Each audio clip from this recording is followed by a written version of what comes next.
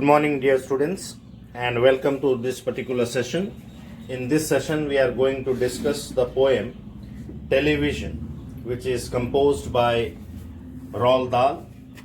And before we go on to discuss about the poem, let us have a brief discussion about the poet, that is Roald Dahl. Roald Dahl is a children's author, and he was born in Wales in 1916 to Norwegian parents. He attended British schools but never went to university, opting to work for the Shell Oil Company instead. After working there for a few years, he served as a fighter pilot in the British Royal Air Force during World War II. It was after the war that he adopted writing as a lifetime vocation. He rose to fame in the 1940s with works not only for children but also for adults. It has been said about him that he was one of the greatest storytellers for children of the 20th century. He received the World Fantasy Award Life Achievement in 1983. He died on November 23, 1990. Now, if we discuss about the poem, Roald Dahl is one of the most prolific modern writers in English and is well known as a children's author. This particular poem at hand, Television, is a famous poem of Dahl that advises and inspires the readers to read books instead of watching the television. This is one of the most relevant poems of our time. In fact, the poem takes a comic look at a serious problem among young children today. It warns us about the dangers of watching television excessively. It tells us that television robs our minds of the power of imagination and creativity. In his characteristic exaggerated style, Dahl warns the readers that they will become zombies if they keep staring uninterrupted at the television set for long hours. He advises us to read books as it will enable us to discover deeper levels of joy, find fulfillment in life, and open a whole new and exciting world for us. Now, in this particular poem, the poet represents television as an idiot box and makes people aware of its ill effects on children's mental growth and imagination. On the other hand, the poem focuses on the goodness of reading books. It is a stinging satire on television. In this poem, the poet points out how TV crushes the creativity and spontaneity of children. Now let us try to understand the poem line by line.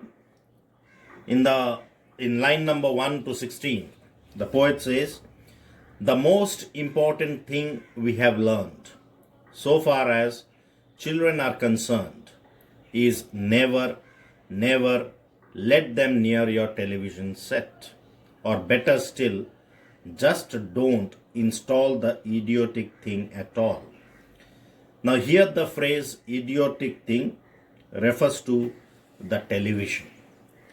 Now here the poet Roald Dahl is the mouthpiece of a number of people and makes an appeal to the British parents.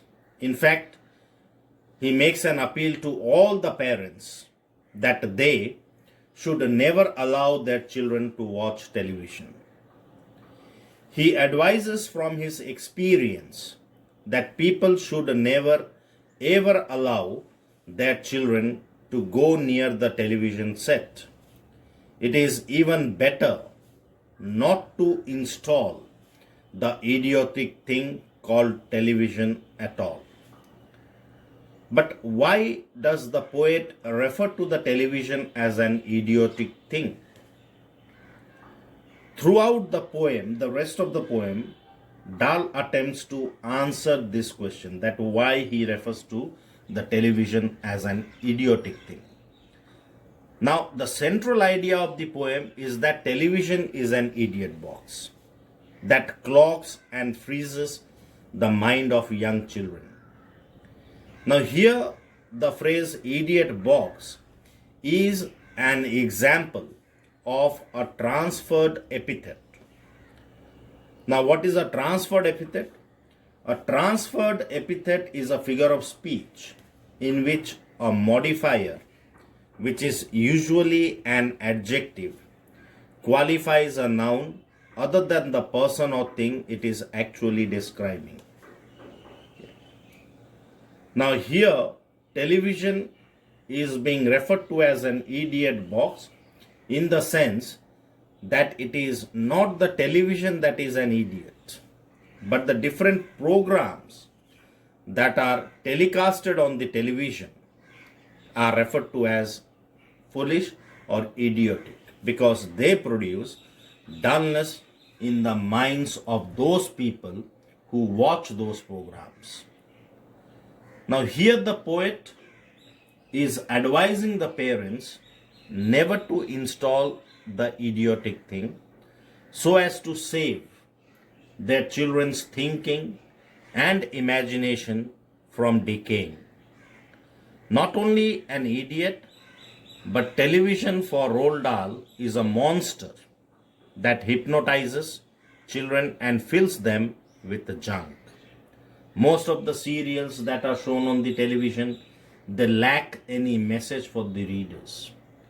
Most of the reality shows, they are something behind the screen. So all these things are referred to by Dahl as junk, and the poet says that children while watching television do not engage themselves actively with the material world as they do while reading books. And such passivity makes the children dull. Then he says, in almost every house we have been, we have watched them gaping at the screen. They loll and slope and lounge about and stare until their eyes pop out. Last week, in someone's place, we saw a dozen eyeballs on the floor. Now here you see gaping at the screen. Gaping means watching with eyes wide open. They are so much concentrated, focused on watching television that they don't even blink their eyes. They watch at the television set with their eyes wide open for a long time. They loll and slope and lounge about. They loll. Loll means they sit or act in a very lazy manner. Lounge about, like they sit on the sofa in a very relaxing manner, in an idle way. So in these lines, the poet speaks as if he had undertaken a long research on the bad effects of watching television by visiting a large number of houses in Britain. The poet shares his experience here. He says, in almost every house he has visited, he has watched children gaping at the screen. They were staring with their eyes wide open and with absolute concentration of mind. For sitting a long time before the television set, they become tired. Sometimes they sit or lie in a lazy and a casual manner, that is loll and slope and lounge about, and they get sloppy, they become lazy. But still, they stare at the television until their eyes are too tired to watch anymore. that is, their eyes pop out. Now, here the poet makes use of exaggeration or hyperbolic expression. That is amusing when he says that sometimes the children stare so hard that their eyeballs fall off, and he had seen a dozen eyeballs rolling on the floor in one house. Here the poet uses hyperbole, which is a device that uses exaggeration for the sake of emphasis or effect. Then moving further, he says, they sit and stare and stare and sit until they are hypnotized by it. Hypnotized means attracted to something in a powerful or a mysterious way. Until they are absolutely drunk with all that shocking, ghastly junk. Ghastly means that is very shocking or horrible. Now, in these lines, the poet means to say that when the children are before a television set, they sit and stare and stare and sit for long hours. They do not seem to be moving from there, as they probably forget everything around them in the real world. Rather, the one they watch on the television becomes real for the time being. They are almost hypnotized by this idiotic box. They are absolutely drunk. Their minds are filled with those shocking, ghastly junk, which are mostly unreal and inappropriate for the age. Those TV shows kill their valuable time and make them lazy with no room for their physical play and exercise. They have no scope of spending time with the books and nature and interacting with each other. Their minds, filled with the images and stories of a virtual world, of an imaginary world, have been compared here to a drunk man's imaginary world in an apt metaphor. And oh, yes, we know it keeps them still. They don't climb out the windowsill. They never fight or kick or punch. They leave you free to cook the lunch and wash the dishes in the sink. The poet now says that he knows that the television keeps the children calm for some time. When they are in front of a TV set, they are not involved in any mischievous activities like climbing out the windowsill, fighting, kicking, and punching, as said in this stanza. They let the mother free to cook the lunch and wash the dishes in the sink and do other domestic chores without any disturbance. But this cannot be an excuse to let them sit before a television, because the poet thinks that the idiotic device does more harm than good. But did you ever stop to think, to wonder just exactly what this dot does to your beloved thought? It rots the sense in the head. It kills imagination dead. Now, the poet, who is the speaker here in this poem, raises the question to the parents that whether the parents have ever stopped or spent a moment to think exactly what harm this television watching does to their loving child. Okay. Here, thought means child. He himself then answers this question in a very brilliant way. He says, watching the television regularly damages the senses in the head.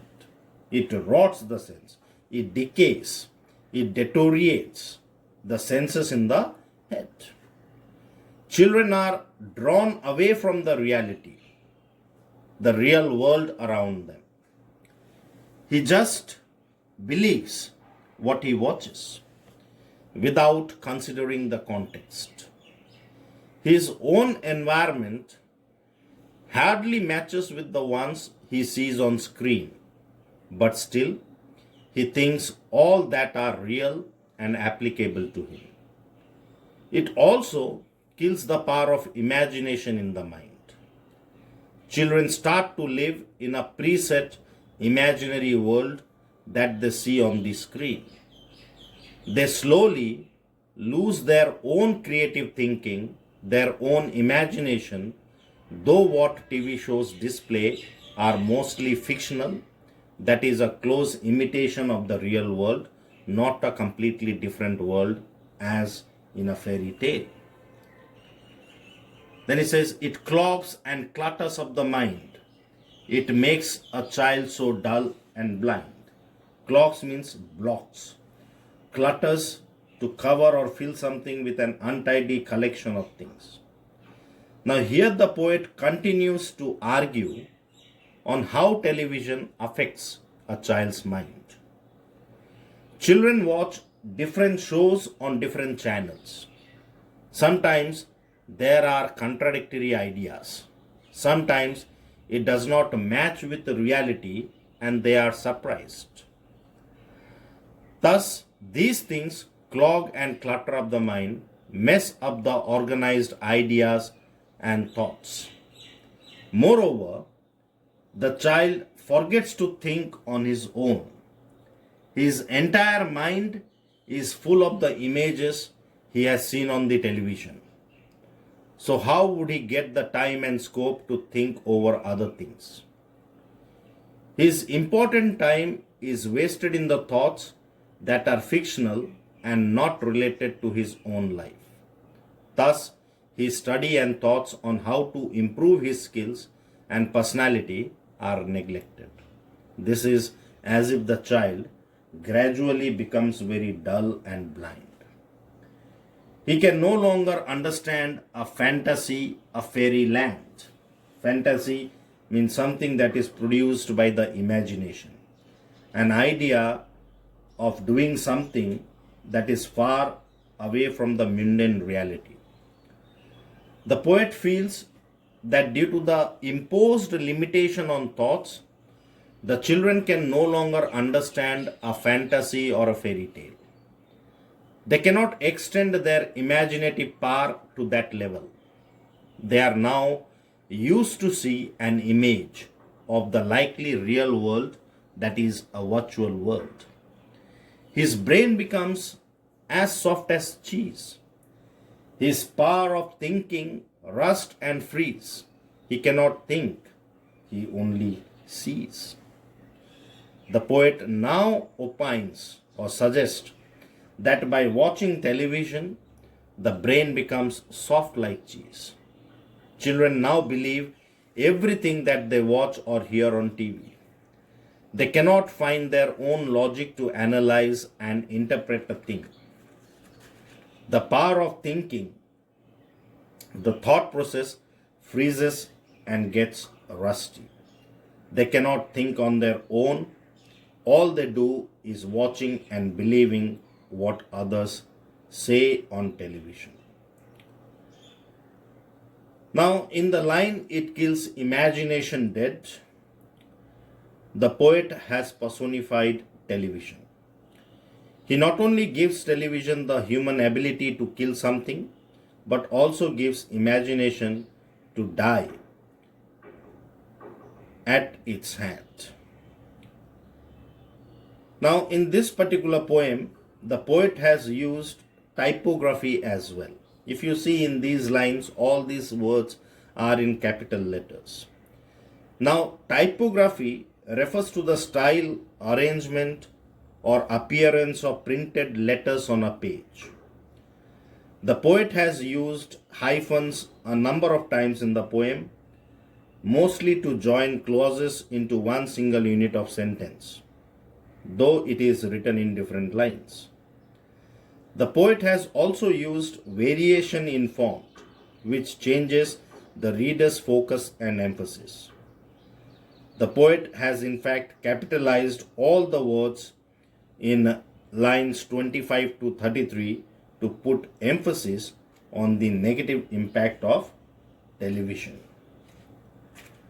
Now, moving further, he says, all right, you will cry. All right, you will say. But if we take the set away, what shall we do to entertain our darling children? Please explain. So here the poet says that he knows what the readers, or especially the parents, would ask him. The question is how parents shall entertain their affectionate children if they take away the television set from them. Now, the poet answers this question or query in the following lines. He says, we will answer this by asking you, what use the darling ones to do? How used they keep themselves contented before this monster was invented? Have you forgotten? Don't you know? The poet answers our question only by throwing a question in return. He says that what the people used to do to keep their children entertained when television was not invented. Now, television set, according to the poet, is a dreaded device, a monster to him. He wants the people to remind what they used to do in the absence of such a device. And then he says why they used to read books.